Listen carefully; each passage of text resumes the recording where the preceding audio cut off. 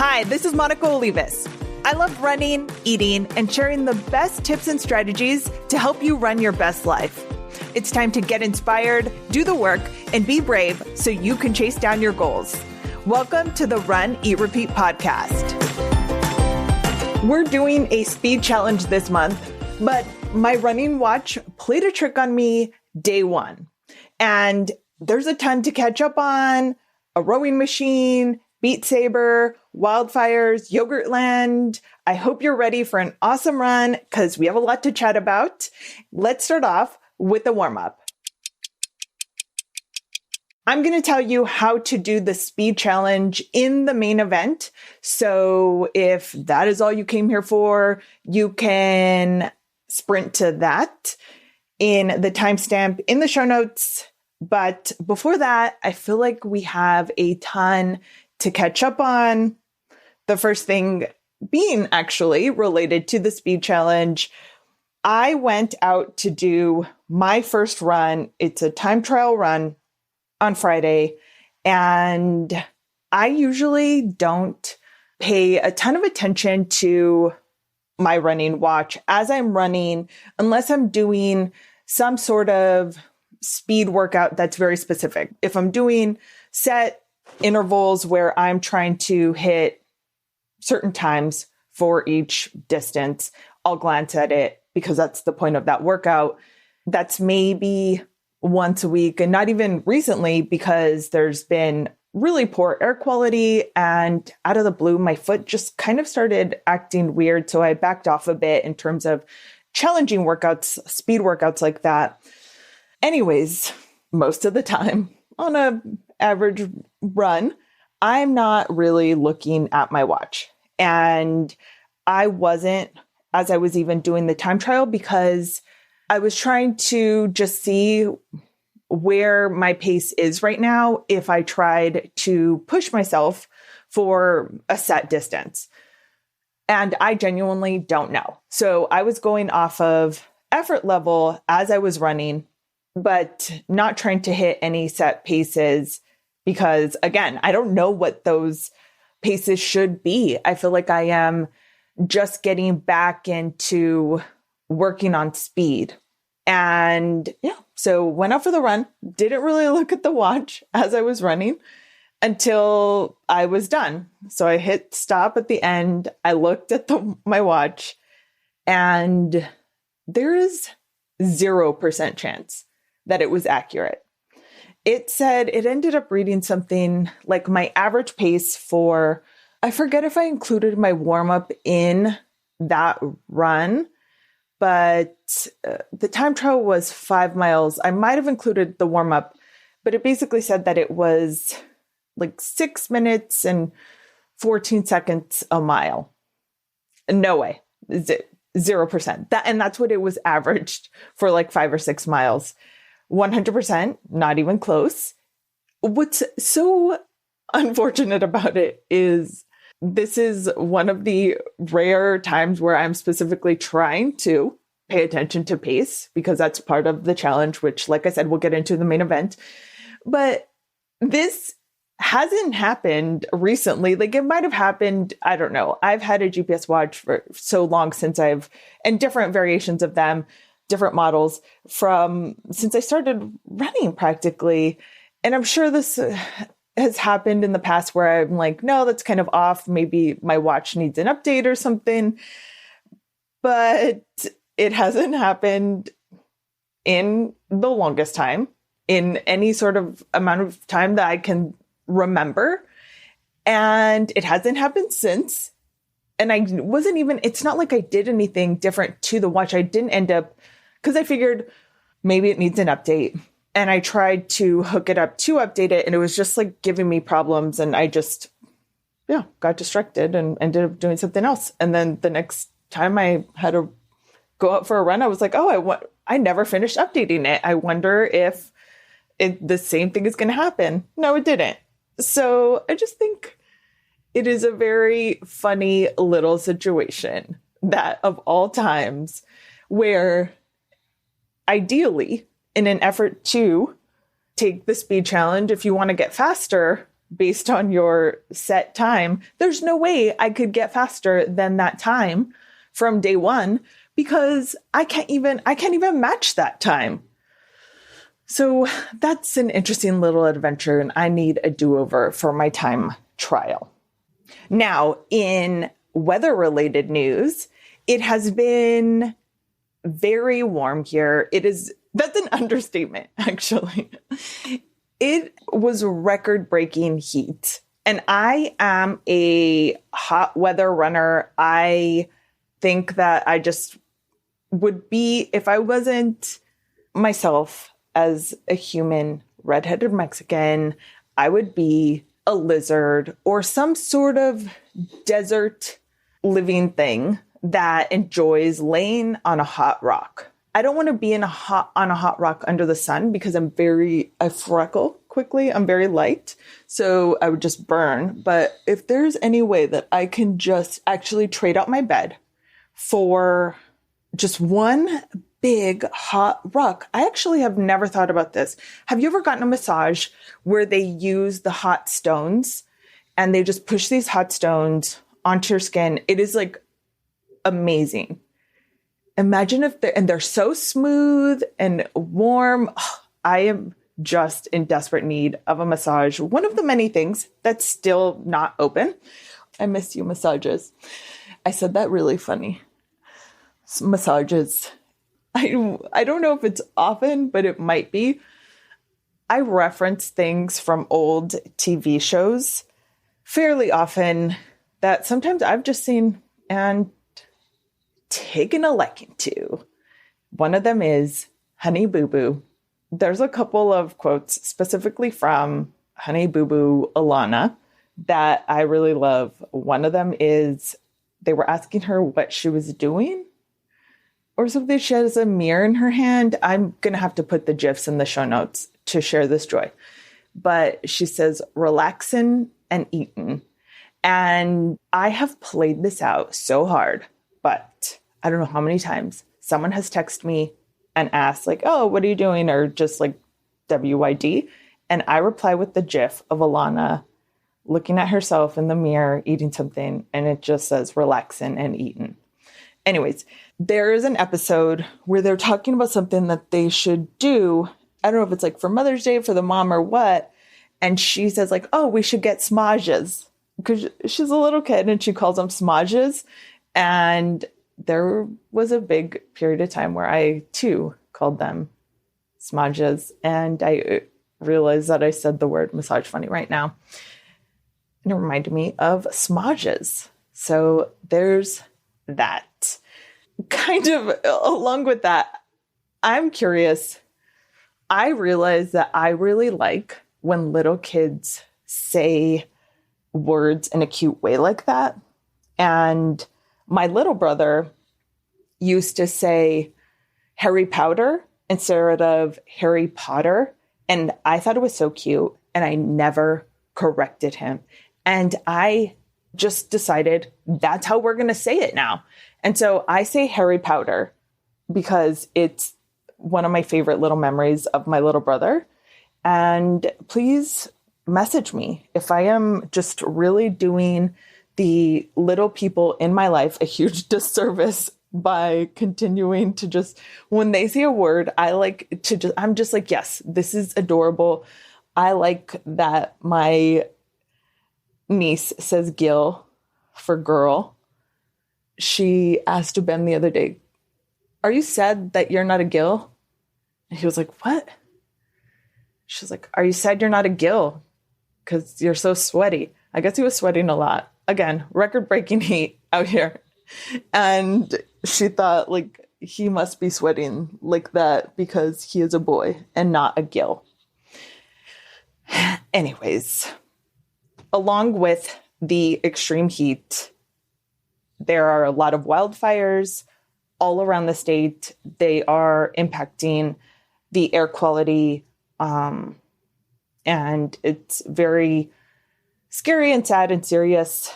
Definitely pray, send us rain. If you have a rain stick or know a rain dance, send those vibes this way because it's, all over the state, affecting so many people. And it's very scary and it's very dangerous.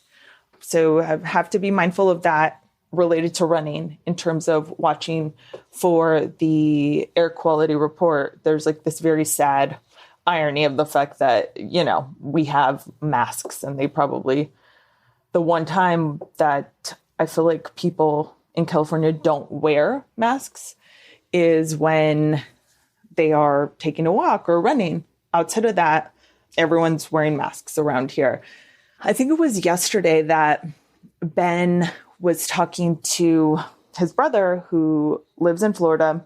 He said something, they were talking about what they were doing, and it was on speaker, like they weren't talking about anything in particular. And I was just kind of like passing through a couple times. And his brother asked him, what's the compliance with people wearing masks? And Ben said, because his brother had just went out of state to go visit. They have like another property or something.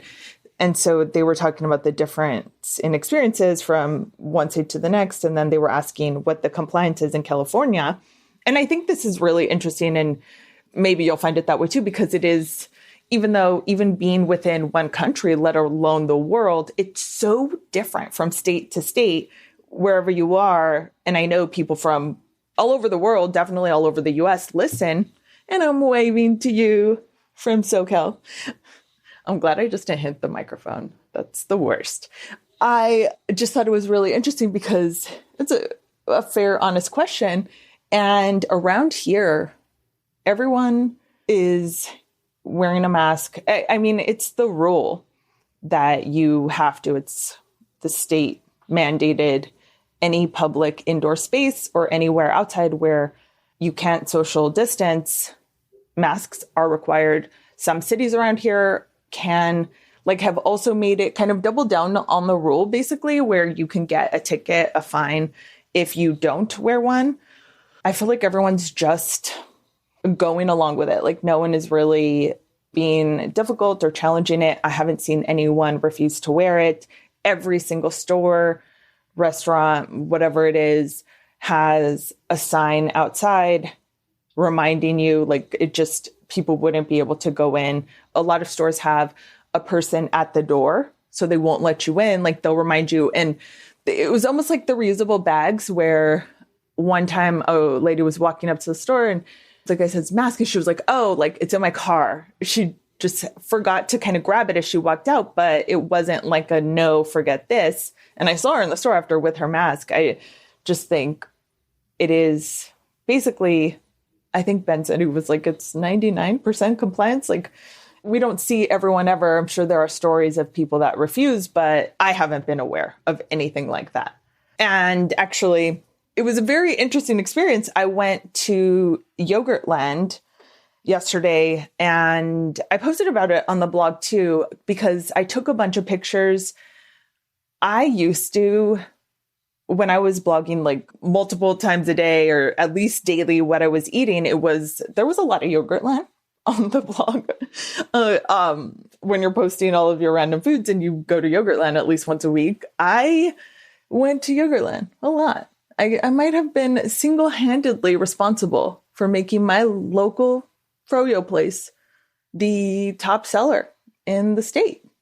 I don't know if that's true, but I went a lot. Haven't been since February.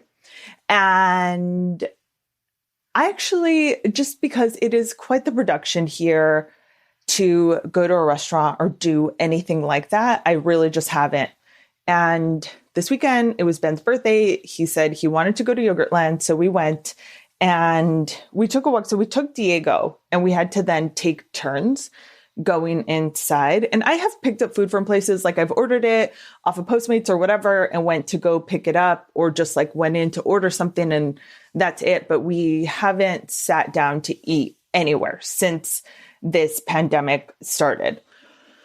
And so this was definitely the first time kind of going to a place like this. And I had been curious how self-serve situations would work. My favorite restaurant was the Whole Foods Hot Bar And like, there are some epic ones around here. And they've just been completely shut down because it's not a safe situation to do like self-serve food in a pandemic, right? So that's been unfortunate. Anyways, Ben requested we go to Yogurtland. So we went, since we had Diego, he went first. We had to take turns. We couldn't go in with him. And Diego's just watching him so attentively through the window. We're kind of just standing there. And I realized that he's kind of messing with something on his hand as he's going through. And I wasn't sure. And then I saw that he had food service gloves. So I thought, this is more than just the mask situation. I'm going to document this because hopefully I am praying that this is all just a distant memory sometime very soon, that we look back on this time of wearing masks and gloves and everything being such a production, and obviously not being able to do races and the social distancing and running groups. I mean, I could keep going on, right? I hope that this is all just like, hey, remember when that was how life was? How weird is that? Remember when at Yogurtland, they gave you gloves to put on first? So I took a couple of pictures as I went in, but I wanted to not keep messing with my phone once I was in, because obviously you have to wear a mask. That's common everywhere. There are in a lot of places, and I'm kind of just saying this because I think if you are in Southern California or potentially somewhere else that has similar rules right now, this is all very familiar, but ideally this will be a time capsule and interesting one day. Or it's just, I think, interesting because it seems like other places are very different in how they are conducting things. But there's hand sanitizer and food service gloves that you put on before you get your cup. And then the froyo is still all self-serve. And it didn't even occur to me, but Ben pointed out, he was like, remember they used to have the sample cups? Like you would go up and down with like sample cups, just getting some and tasting it right there. And I was like, I didn't even think about that. Like, yeah, that was a part of the experience. There are stickers throughout the store on the floor, trying to remind you to stay socially distant. That was not easy to do. And I wasn't able to completely do it because the group in front of me, so I just went in by myself and Ben waited outside with Diego. That's my beautiful golden retriever. And I will put a picture of him in the show notes. If you don't know Diego, you should meet him. He's awesome. But there was a couple of kids in front of me and like the party, and they came back a couple of times. Like one of them wanted to get another glove when I was like doing it after I had let them pass. And then, when you're like, oh, wait, I want some of the ice cream that's at the front. They were kind of going around, but we were all wearing masks. It wasn't a big thing. I'm just being like painting the full picture of what the reality is, right? What are you going to do? Like, yeah, stuff like that happens. I don't think it's a big deal. Anyways, so normal self-serve froyo right there. That's when you get a little potentially close to other people. Everyone's wearing masks. Again, I think it's fine. But where the toppings bar, and this is like, I am there for the toppings. This is my favorite part of the entire experience. Now they have it kind of like Subway, where it's that like clear glass or clear case, and you can see the person doing it. All the toppings are behind this case. And one of the employees, when you get to that part, says, do you want any toppings? And if you do, you hand them your cup and tell them what toppings you want. So it's good, right? I think that this is a great workaround. I think it's going to ideally like help this business continue through this time.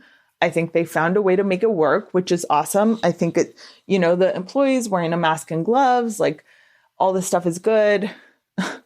The thing is that, like, personally for me, that's my favorite part.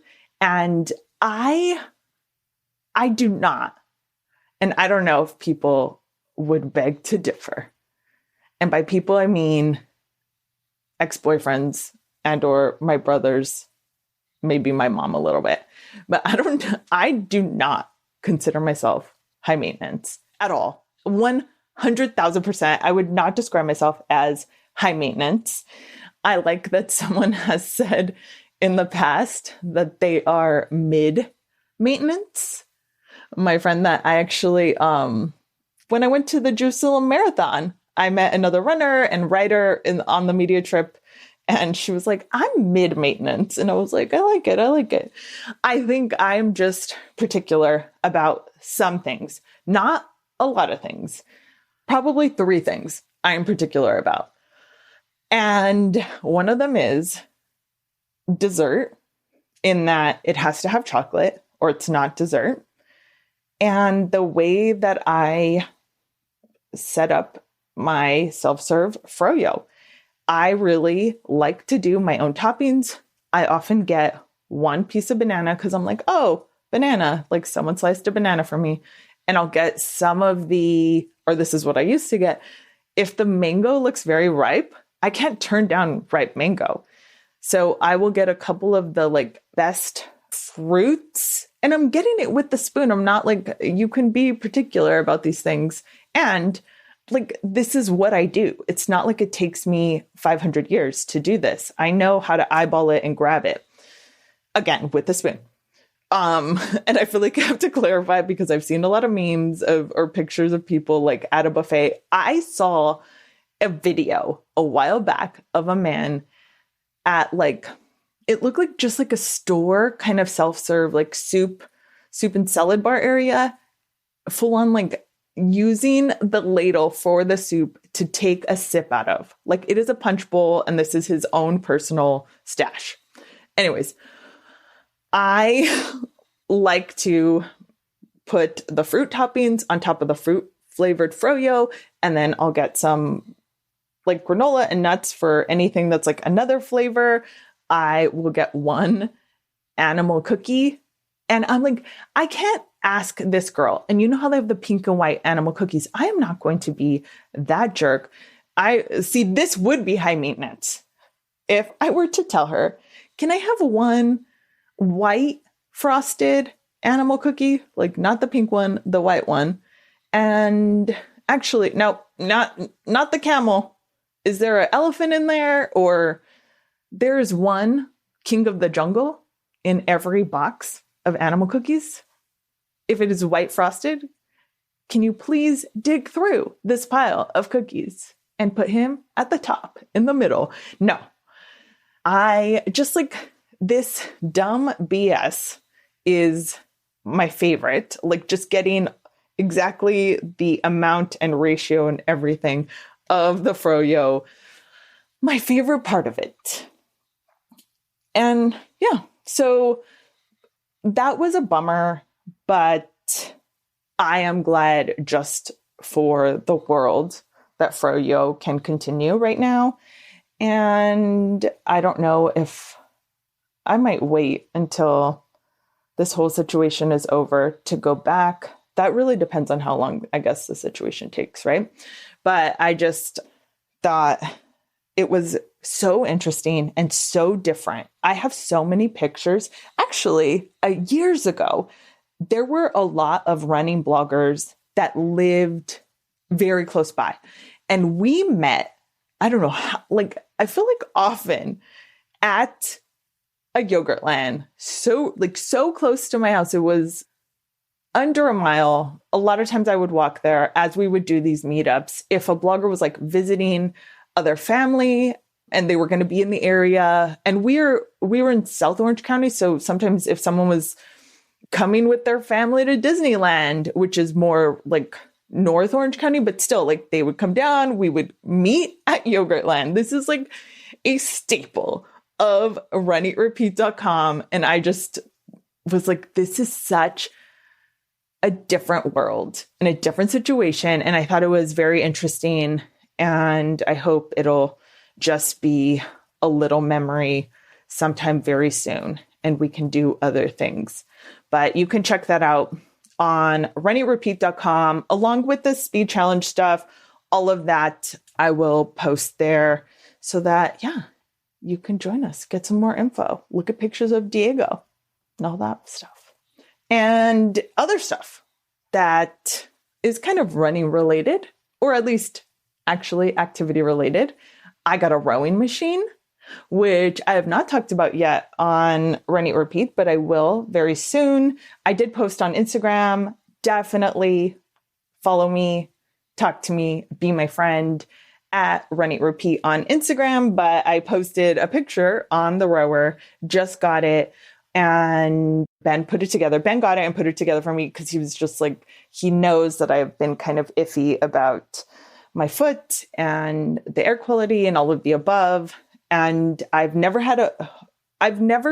really used a home rowing machine.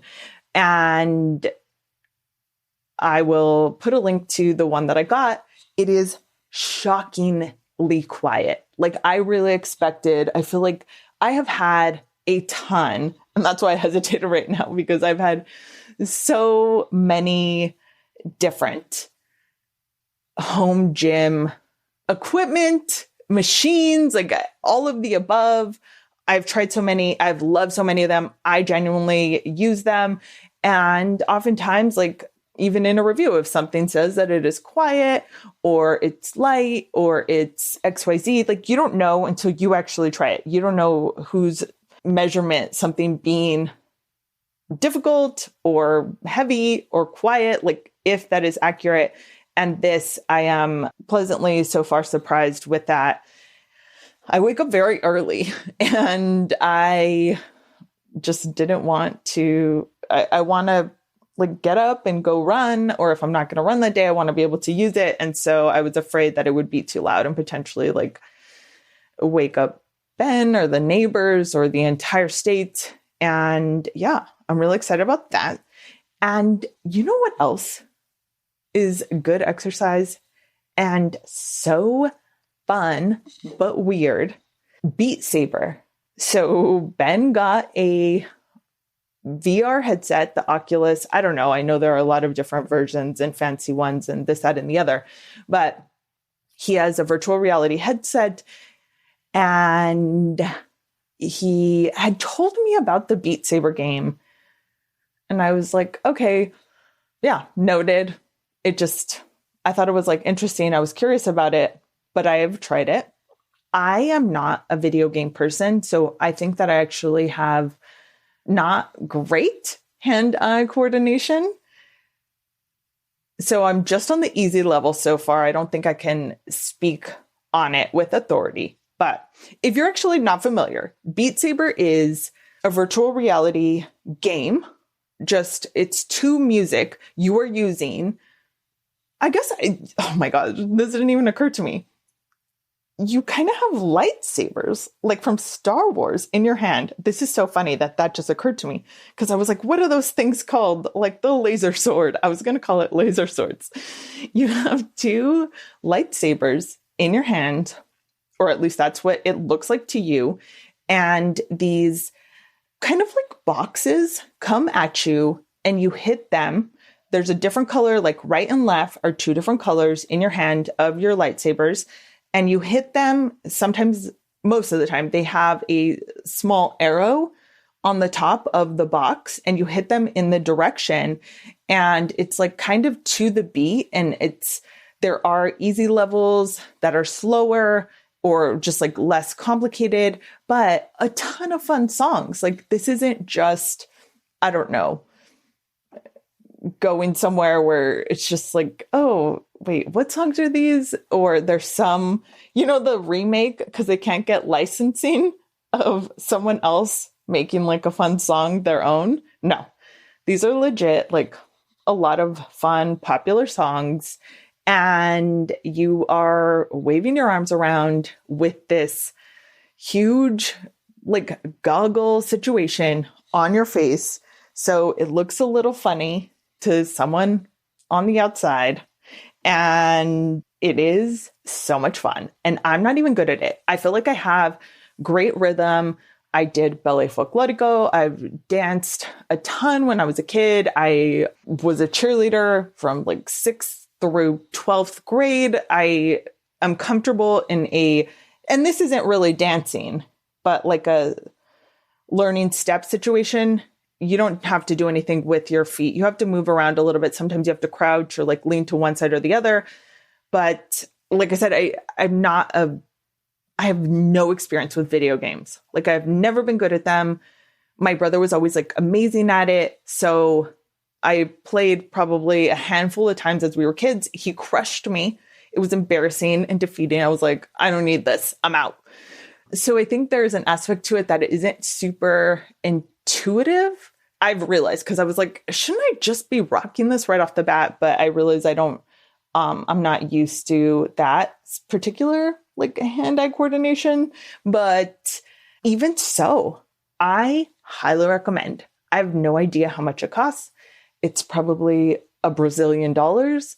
But if you're stuck inside and you like dancing around and virtual reality, and there's a ton of other stuff, obviously, like just to buy it for this, no, but I am having a freaking blast with it. I actually wish I was doing it right now. Kind of, if you hear like a drop and like footsteps away, it's me going to play Beat Saber.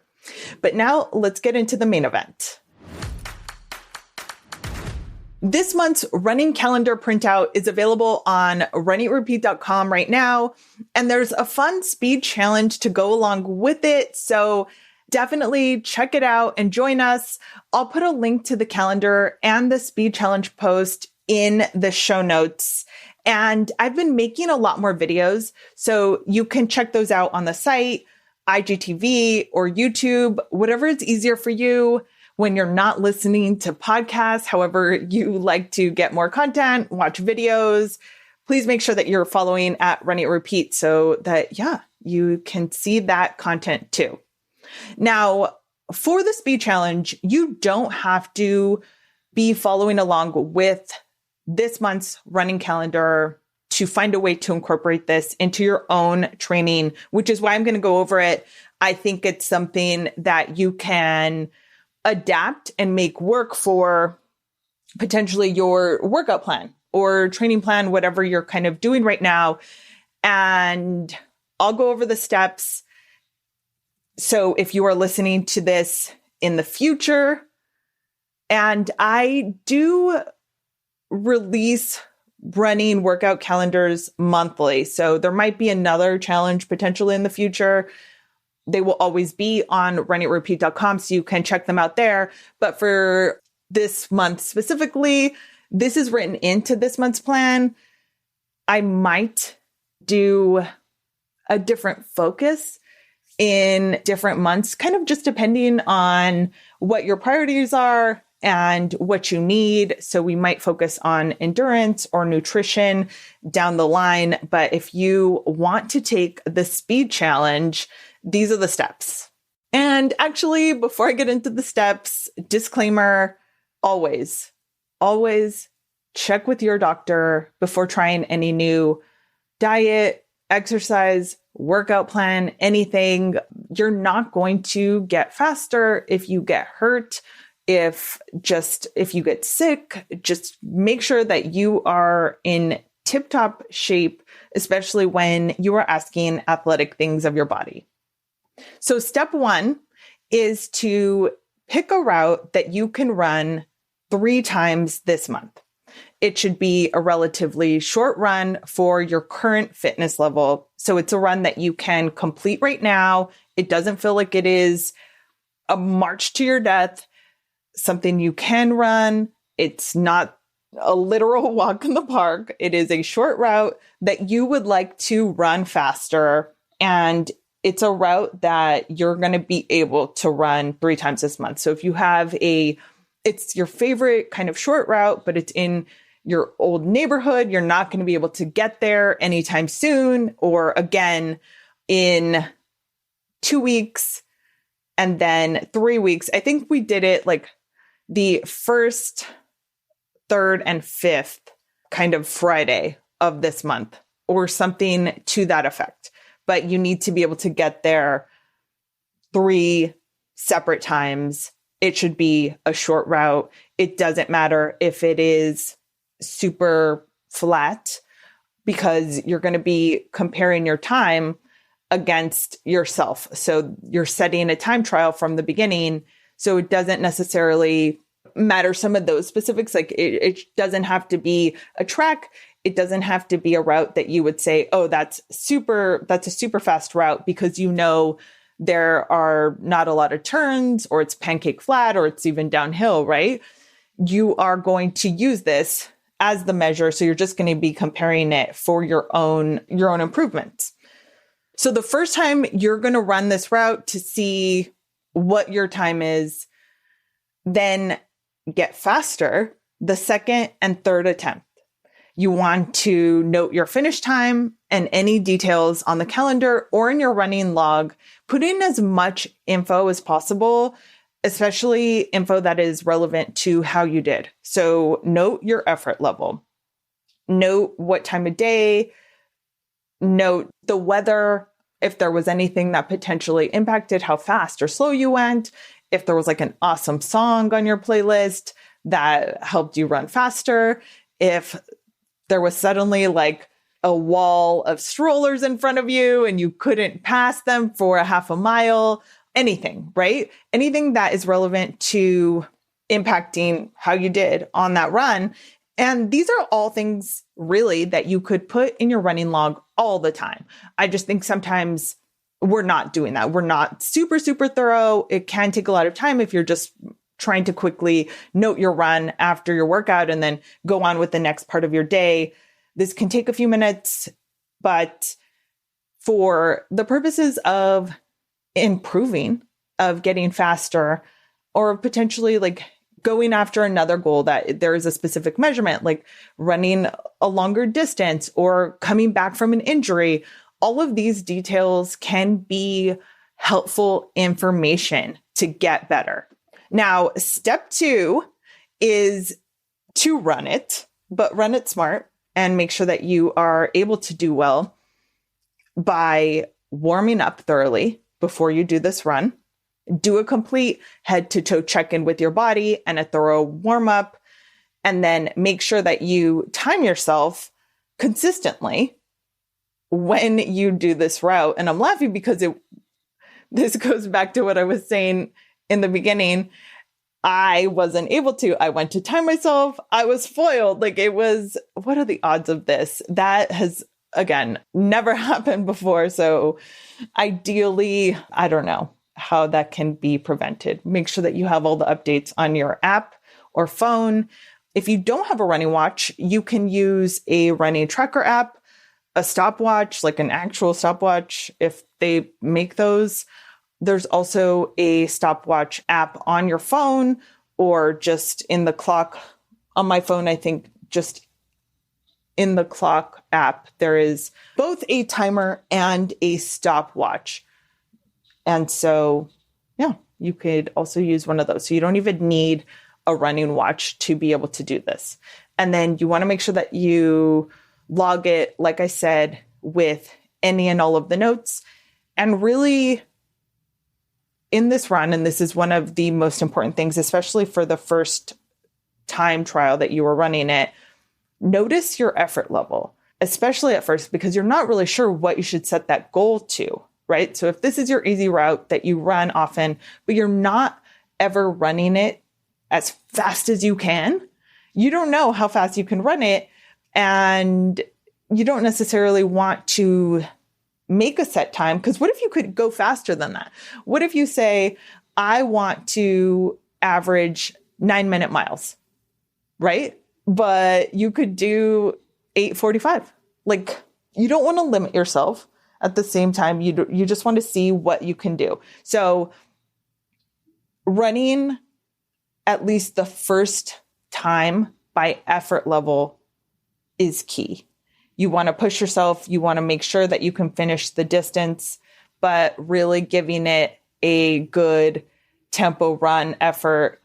Everyone is different on this, but I would say on a scale of 1 to 10, 1 being you're sitting, basically 10 being you're running for your life, you're going to be somewhere in like a 7 or 8, like a really hard tempo, because this is meant to be like a speed run. And again, this is after you're going to go push yourself to that effort level after you warm up and just for the amount of time that you're measuring the distance, and do that same route 2 more times this month.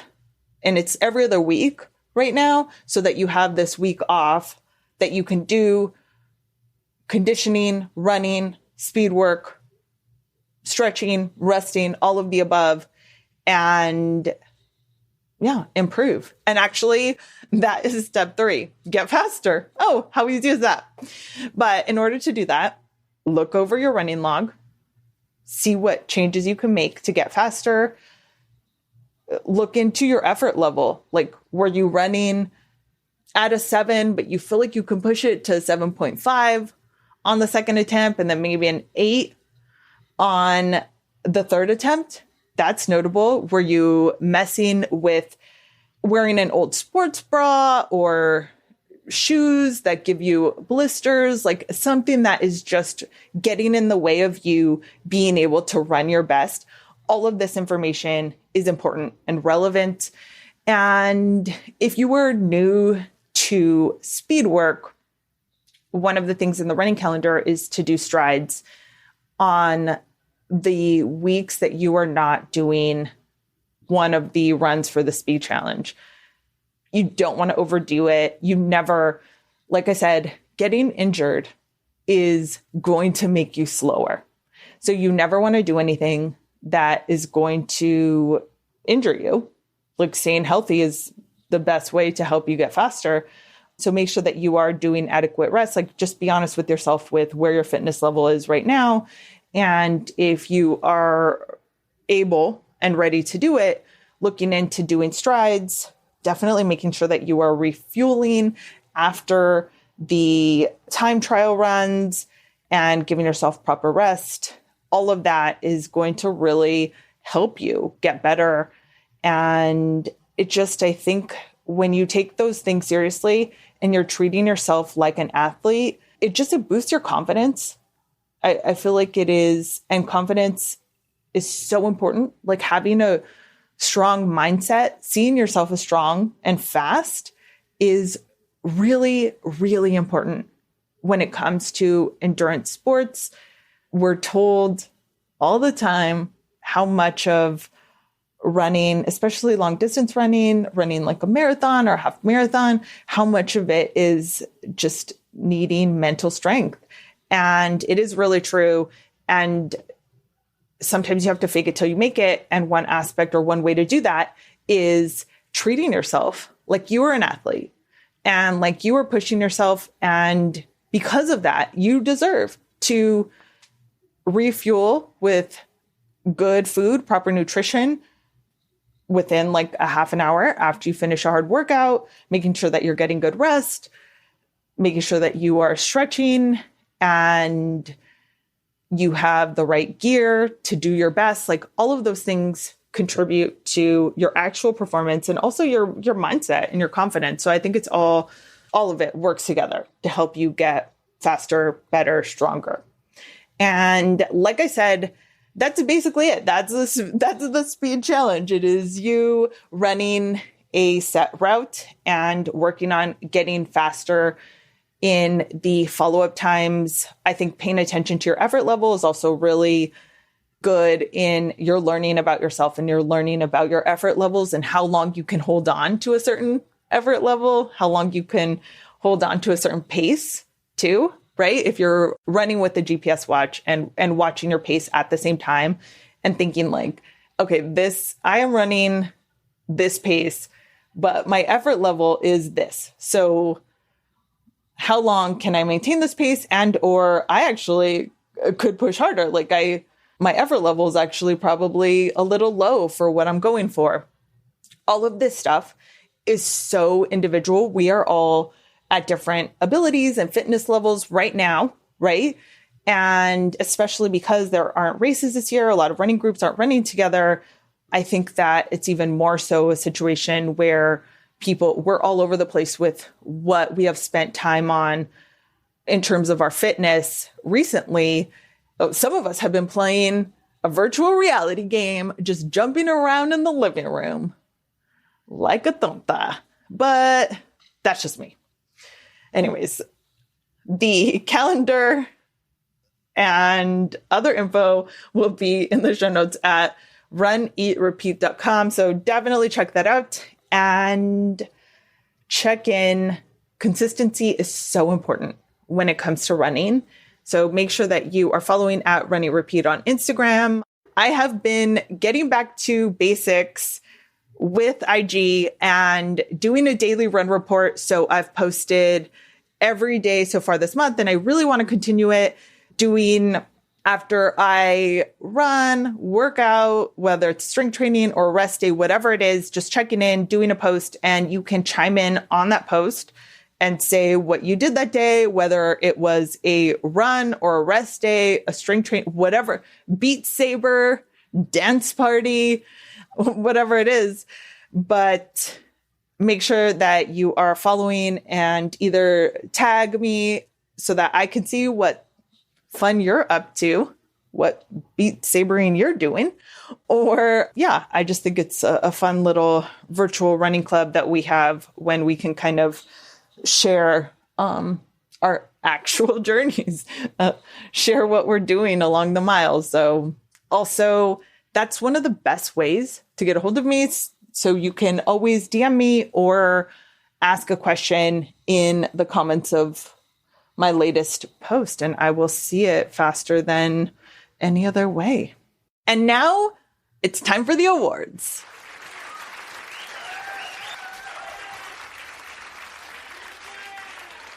Today's award segment is sponsored by my friend who lets me use their Netflix account. Ding! Thank you very much. I just wanted to share quickly what I have been watching lately. I am very late to all of these things, but maybe there's someone else. Maybe you are too. And I want to share because I feel like a whole new world has opened up to me. And I'm not just talking about the virtual reality world. I have been watching lately, in first place, The Crown. I'm watching The Crown on Netflix. I'm obsessed with it. And I really feel like I am learning a ton because I'm watching it. And then I know from listening to different podcasts that have mentioned it, that some of the stuff that actually, this is kind of like a throwback to the last episode where we talked about the book Fast Girls being a historical fiction book. It's a historical fiction show. And that was mind blowing when I realized that, because there are these significant events that are happening that are true. This is kind of what happened in terms of how Queen Elizabeth became queen and why, and some of the family dynamics. It is fascinating and also wildly fascinating that everyone has made such a big deal about Prince Harry and Meghan Markle leaving the royal family and going to Canada. And like, this is just like insane. Which I didn't know this, but I feel like obviously people from the UK would have been more familiar with this because it's like their own, the history of the monarch. But Queen Elizabeth's dad was king because his older brother didn't, or like refused or stepped down, whatever you want to call it. He stepped down from being king because he wasn't going to be able to marry his fiance because she had been divorced. And he walked away from the royal family, which is like, and for a more controversial reason, I feel. So the fact that they've kind of stepped away from the monarch, but this just happened like 2 generations ago. Like, I just think it's weird that I haven't heard this mentioned or referenced at all, considering this other person. It would have been his great uncle, his mom's uncle. No, Queen Elizabeth's uncle. Anyways, his dad's great uncle. Point is, I think it's weird that they stepped away from the being a part of the family for that. and they're also doing this now. It just seems like there's similarities that people should be chatting about. I don't know enough about this, but actually what I was going to say is, as I'm watching the show, I have my phone and I will look something up. I'll Google something and I'll end up going down a glory hole, as we like to call it, of information. Like I end up on Wikipedia a half an hour later. I've paused the show to look up something about Winston Churchill, and I'm just all over the place. And then I start the show again. It's hard for me to do both at the same time, but I feel like at least I'm watching the show and then I look something up and then I'm learning stuff. It's amazing. And I love it. On a completely different note, second place goes to Schitt's Creek.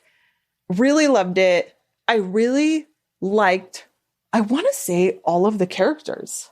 I feel like I liked everyone in the show, which makes me happy. I feel like that's not, like, a lot of times shows, they want you not to necessarily like someone, or just, you don't necessarily like everyone, like you're everyone. I feel like I liked everyone in that show. And I am really surprised. I feel like I heard on another podcast that the show's over. Like it is, the last episode was the series finale, like not just the season finale. And I don't think it ends in a nice little neat package. Like I feel like it's kind of abrupt and I need more closure. So just a heads up. I'll look into this a little more. But if that's the case, just a heads up that it might just end suddenly and you're like, hey, can we just have one more season? And finally, third place, 30 Rock. It should be 30 place. I have watched some of this show in the past, but not consistently. I think kind of in passing, if Ben had it on somewhere on his computer, I would hear a joke or whatever. But it is very clever and quick and fun. And there's a lot of just like random little jokes. Tina Fey is cool and I'm here for it. So highly recommend. And that's it for today. I hope that you are having the best day, the best run. You'll find information on today's episode, plus training plans, recipes, and more on runeatrepeat.com. I will put a link in the show notes. Please tag at runeatrepeat on Instagram. Let me know what you're doing right now while listening. I love that. I always think it's super fun. And if you have another minute, please leave a review for the show or tell a friend about it. Thank you so much for listening. Have a great run.